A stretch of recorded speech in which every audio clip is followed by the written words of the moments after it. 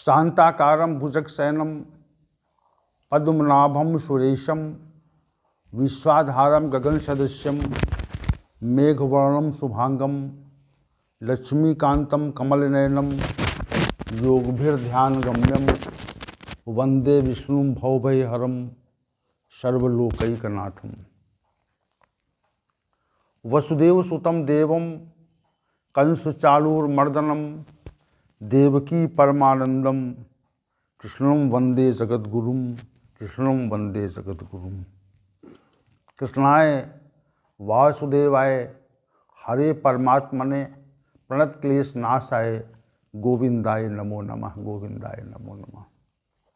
हम सभी आज पुनः भगवद गीता के इस विशेष ज्ञान सत्र में उपस्थित हैं और उपस्थित रहकर भगवद गीता के अध्याय संख्या 14 और श्लोक संख्या 27 जो इस अध्याय का अंतिम श्लोक है उस पर चर्चा कर रहे हैं। विगत 2 सत्रों में इस पे चर्चा हुई है और आज तीसरा सत्र भी इसी श्लोक की चर्चा के लिए हमने चुना है। तो श्री भगवान ने ये कहा था कि मैं अविनाशी ब्रह्म की प्रतिष्ठा हूँ, और उसके पश्चात 3 बातें और कहा कि मैं अमृत की प्रतिष्ठा हूँ और शाश्वत धर्म की प्रतिष्ठा हूँ और जो आनंद है जिसका कभी समापन नहीं होता उसकी भी मैं प्रतिष्ठा हूँ। तो चूँकि अविनाशी ब्रह्म की प्रतिष्ठा हूँ, इस विषय पर तो कल की चर्चा हुई थी और कल इस पे समापन किया था। तो आज की चर्चा हम तीनों बिंदुओं पर लेकर चलते हैं। अमृत की प्रतिष्ठा है, भगवान श्री गोविंद अमृत की प्रतिष्ठा है। भगवान श्री गोविंद शाश्वत धर्म की प्रतिष्ठा है और भगवान श्री गोविंद जो आत्यंतिक सुख है जिसका कभी समापन नहीं होता, ऐसा सुख जिसकी कभी समाप्ति नहीं होती, उसकी भी प्रतिष्ठा वो है, वह सुख उन्हीं की ओर से आता है। तो आइए प्रत्येक क्रम को लेकर चलेंगे।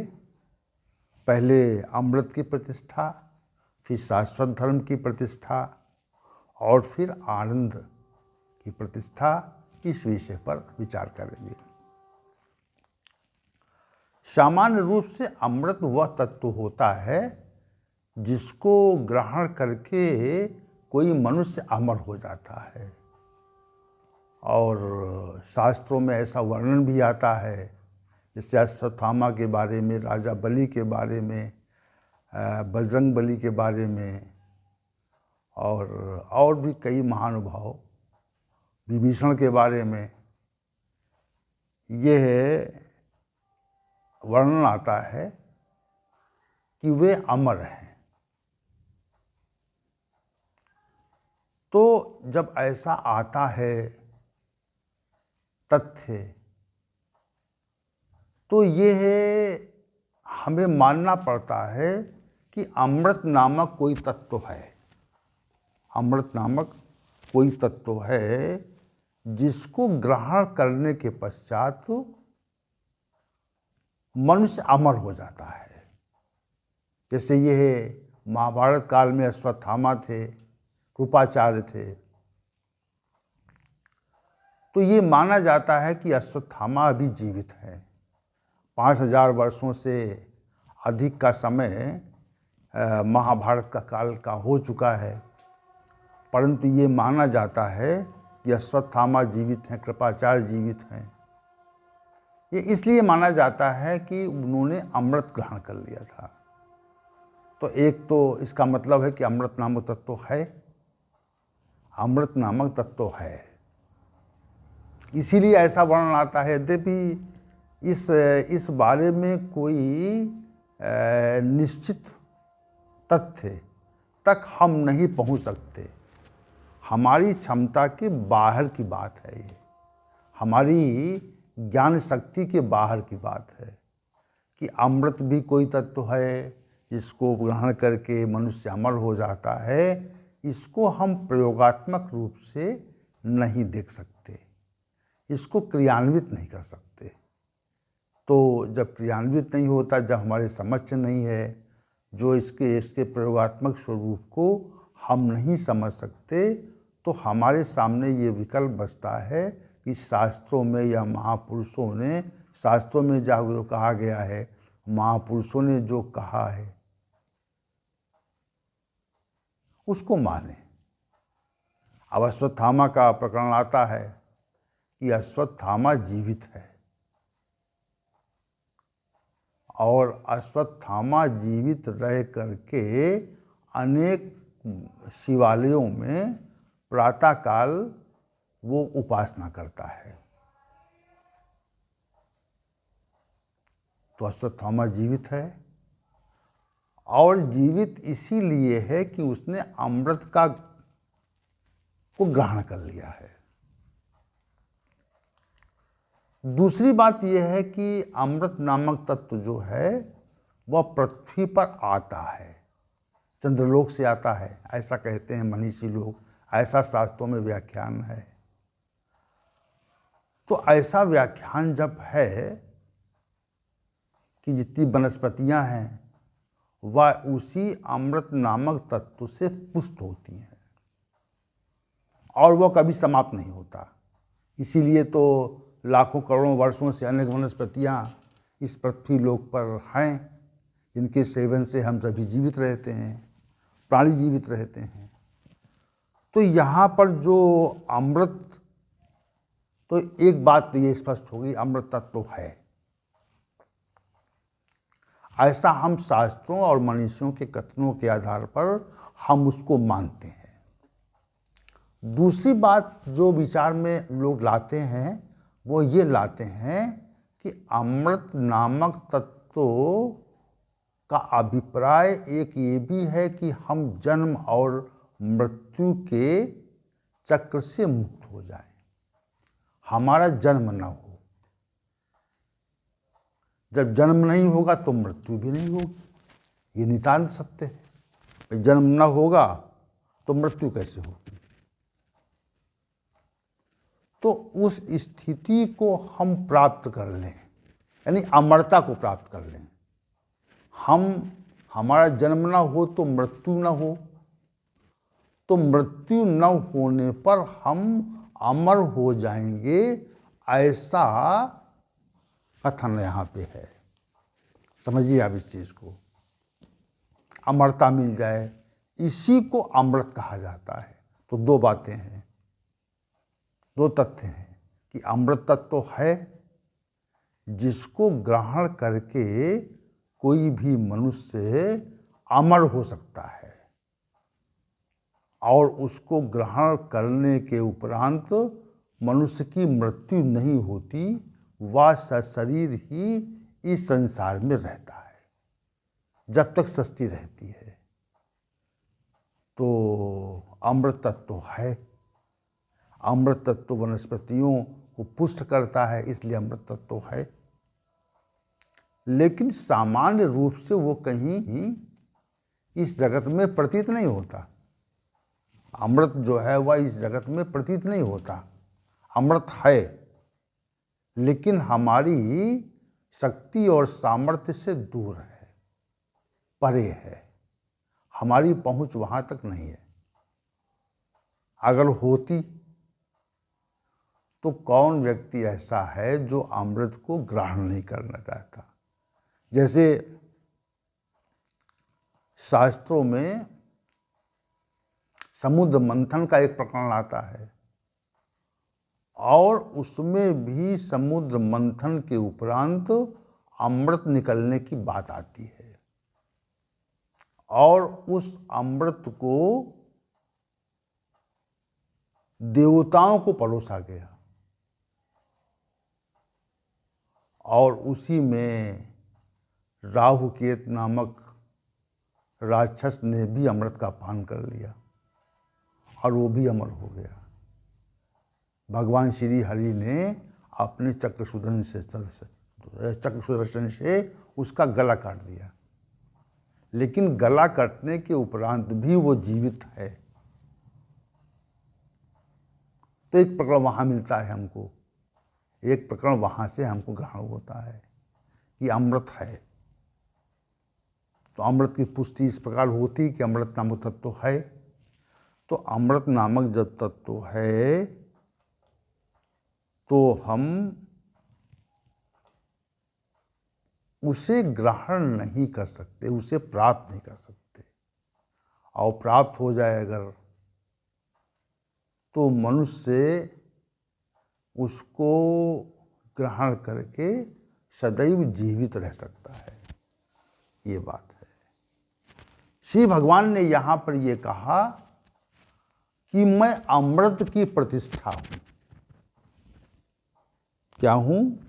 अमृत की प्रतिष्ठा हूँ। अगर मेरे पास अमृत है और मैं अगर चाहूँ तो उस अमृत को किसी भी व्यक्ति को, किसी भी भक्त को दे सकता हूँ। एक बात। दूसरी बात यह है कि हम चाहें तो उसे अमरता का वरदान दे सकते हैं। उसका न जन्म होगा न उसकी मृत्यु होगी। ये एक बात हो गई। अमृत है, अमृत की प्रतिष्ठा मैं हूं, तो अमृत हमारे पास है। अमृतस्य प्रतिष्ठा अहम, अमृत की प्रतिष्ठा हूं। तो ऐसा जब कथन श्री भगवान ने किया तो अमृत है वो जन्म और मृत्यु के चक्र से विमुक्त कर सकते हैं हम सभी को। ऐसा कथन हमें, ऐसा अभिप्राय हमें समझना चाहिए अमृत की प्रतिष्ठा से। अगर श्री भगवान गोविंद की शरणागति में हम चले जाएंगे तो हमारा न जन्म होगा न मृत्यु होगी। जन्म नहीं होगा तो मृत्यु नहीं होगी। हमें केवल उस भगवान श्री गोविंद की शरण में चले जाना है। संसार का आश्रय छोड़ करके उस भगवान श्री गोविंद की शरण ग्रहण कर लेनी है। जिसने शरण ग्रहण कर ली वह जन्म और मृत्यु के चक्र से मुक्त हो जाता है। क्योंकि श्री भगवान अमृत की प्रतिष्ठा है। उनके पास वह औषधि है जो मनुष्य को जन्म और मृत्यु से मुक्त कर देती है। समझिए इस चीज को आप। श्री भगवान के पास वह औषधि है जो मनुष्य को जन्म और मृत्यु के चक्र से अलग कर देती है, विलग कर देती है, मुक्त कर देती है, रहित कर देती है। श्री भगवान ने इसी भाव से कहा है कि मैं अमृत की प्रतिष्ठा हूँ, चाहे तो अमृत दे सकता हूँ।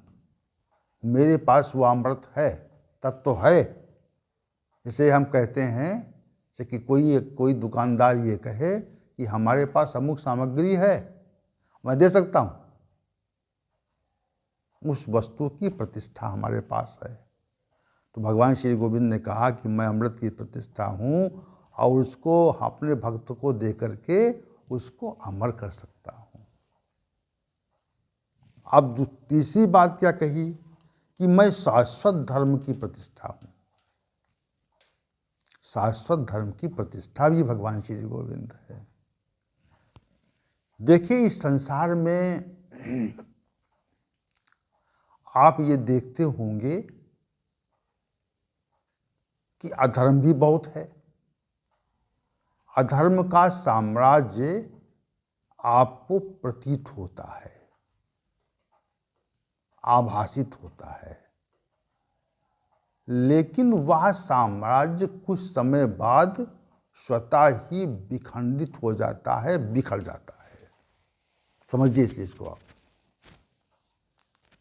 संसार में अधर्म का साम्राज्य, अधर्म सम्मत शक्तियों का साम्राज्य प्रतीत होता है।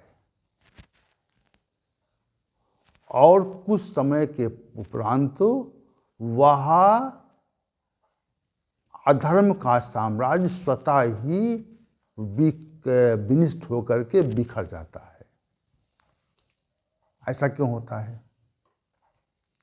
ऐसा इसलिए होता है कि यहाँ पर धर्म का साम्राज्य है, किसी भी काल में हो, क्योंकि काल के प्रभाव से धर्म का प्रभाव, धर्म की सत्ता कुछ कम हो जाती है, लेकिन वह समाप्त नहीं होती। धर्म की सत्ता का कभी अभाव नहीं होता। इस बात को हमें दृढ़तापूर्वक समझना चाहिए कि धर्म की सत्ता का समापन कभी नहीं होता। धर्म की सत्ता सदैव रहती है। धर्म की सत्ता सदैव रहती है, उसका समापन नहीं होता। तो भगवान श्री गोविंद ने कहा कि मैं शाश्वत धर्म का आश्रय हूं या प्रतिष्ठा हूं। मेरे से ही धर्म की प्रतिष्ठा है, धर्म की स्थापना है। धर्म संस्थापनार्थाय संभवामि युगे युगे। लेकिन भले ही वह प्रतीत न हो, भले ही वह प्रकट रूप से आप प्रतीत न होते हैं, लेकिन उनकी धर्म संगत सत्ता इस विश्व में या समग्र ब्रह्मांड में रहती है। अगर न रहती तो इस पृथ्वी लोक पर अनाचार और अत्याचार का साम्राज्य स्थापित हो जाता।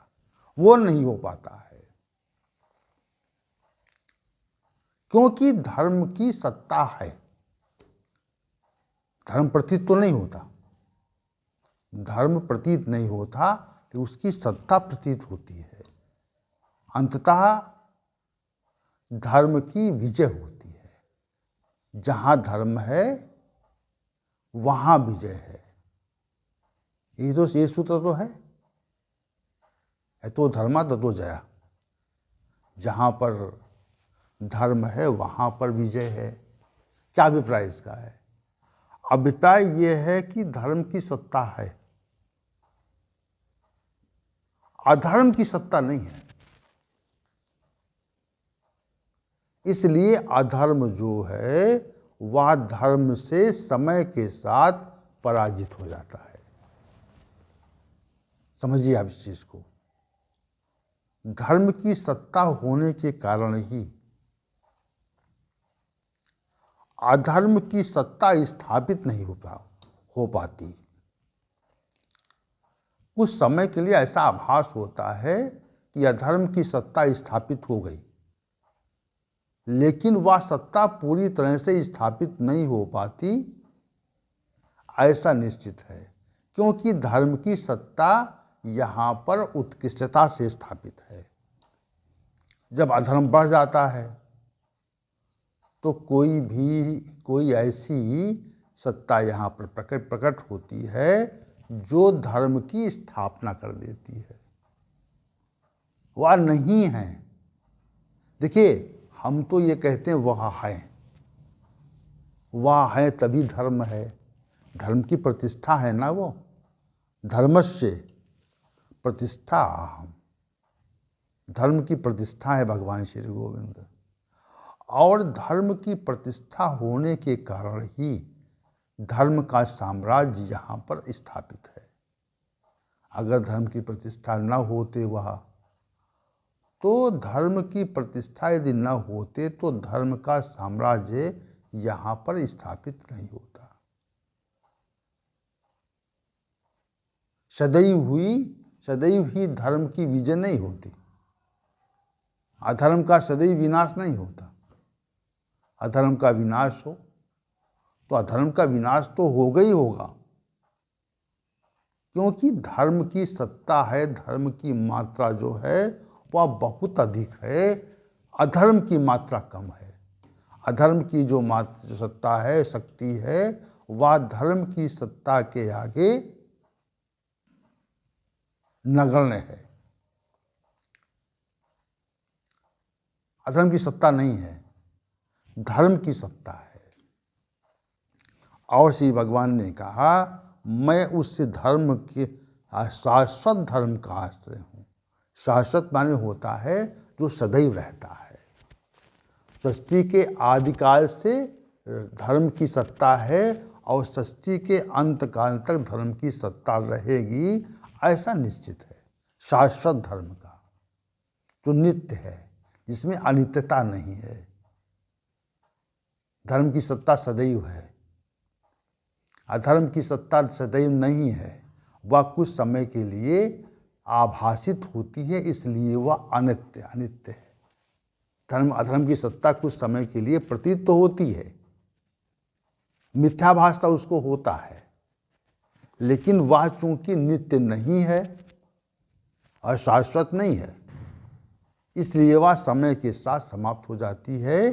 धर्म की सत्ता इसलिए सदैव स्थापित रहती है और धर्म की सत्ता का प्रतीक भगवान श्री गोविंद है, इसलिए श्री गोविंद कहते हैं मैं शाश्वत धर्म की प्रतिष्ठा हूँ। अब अंतिम जो बात यहाँ पर है, जो सुख कभी समाप्त नहीं होता, जो सुख कभी समाप्त नहीं होता,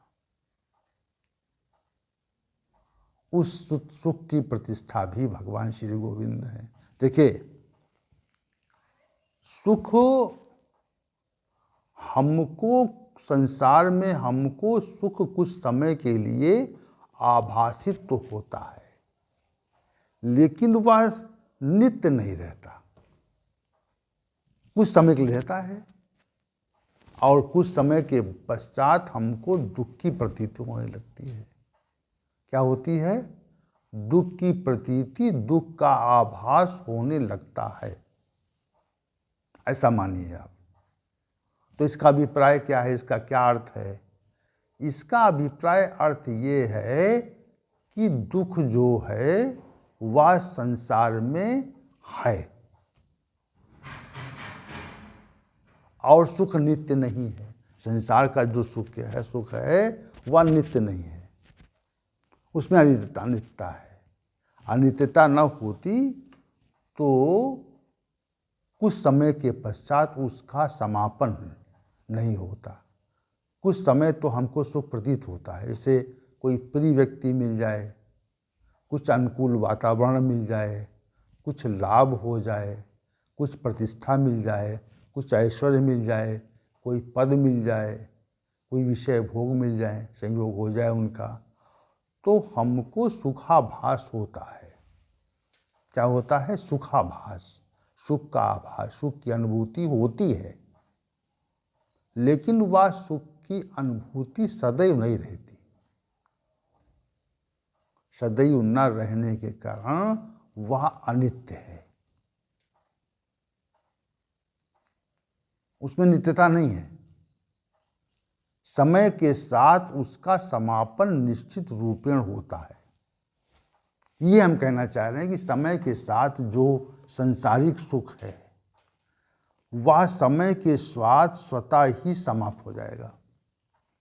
कुछ समय के लिए अनुकूलता आई तो आपको कुछ समय के लिए सुख का आभास होगा, ये निश्चित है। प्रत्येक मनुष्य के जीवन में ऐसा होता है, इसमें कोई दो मत नहीं है, सुखाभास होगा। लेकिन वह सुख का आभास कुछ समय के लिए तो होता है, ये भी हम जानते हैं। सुख का आभास कुछ समय के लिए होता है और कुछ समय के लिए होने वाले सुख का आभास प्रतिकूलता आने पर गायब हो जाता है, विलुप्त हो जाता है। यदि वो नित्य होता तो सदैव रहता, लेकिन नित्य है नहीं।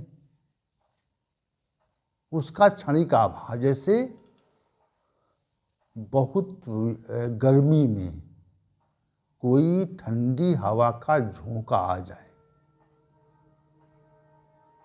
तो ठंडी हवा का जो झोंका आया हुआ है वह कुछ समय के लिए हमको सुख का आभास कराता है, अनुकूलता का आभास कराता है। इस विशद गर्मी में ये ठंडा ठंडा वायु का झोंका वैसे ही विशद सर्दी हो और उसमें कहीं से थोड़ी सी गर्मी मिल जाए, अग्नि कहीं मिल जाए, तो हम उसमें सुख का आभास करते हैं। लेकिन ये नित्य नहीं रहता। ये जो सुख का आभास, संसार में जो सुख है, उसका आभास नित्य नहीं हो सकता। वो समय के साथ समाप्त हो जाता है। जैसे अनुकूलता समाप्त हुई, अनुकूलता का संयोग खत्म हुआ, तो आपका सुखाभास खत्म हो जाएगा, समाप्त हो जाएगा। तो श्री भगवान कहते हैं जो सुख सदैव रहता है उसकी मैं प्रतिष्ठा हूँ। ये संसार के सुख की प्रतिष्ठा में नहीं हूँ, जिसका समापन नहीं होता, जो खंडित नहीं होता, ऐसे सुख की प्रतिष्ठा में हूँ। संसार के अनित्य सुख की प्रतिष्ठा में नहीं हूँ। ये संसारिक सुख जो है माया के द्वारा प्रकट किया जाता है, जिसका हम आभास करते हैं और उसी आभास में नित्य उलझे रहते हैं। तो अगर हमको नित्य सुख चाहिए तो हमको भगवान श्री गोविंद की शरण में जाना पड़ेगा। जहाँ पे नित्य सुख मिलता है वही वो दुकान है, वही वो दरबार है जहाँ से हमको नित्य सुख मिल सकता है। अन्य स्थान पे नित्य सुख नहीं है। हम खोज करते हैं नित्य सुख की, लेकिन नित्य सुख है नहीं। और संसार में नित्य सुख बनाने के लिए बड़ा प्रयत्न होता है, लेकिन चूंकि सुख नित्य है ही नहीं संसार में, इसलिए वो सदैव रहता भी नहीं है। तो अगर श्री भगवान कहते हैं मैं खंडित न होने वाले सुख की प्रतिष्ठा हूँ, तो अगर आपको सुख चाहिए तो भगवान श्री नित्य सुख चाहिए अगर, तो नित्य सुख देने वाले भगवान श्री गोविंद हैं। उनकी शरण हमको ग्रहण करनी चाहिए, क्योंकि वह नित्य सुख की प्रतिष्ठा है। अब ये इस श्लोक के चारों बातें, चारों तथ्य जो हैं वह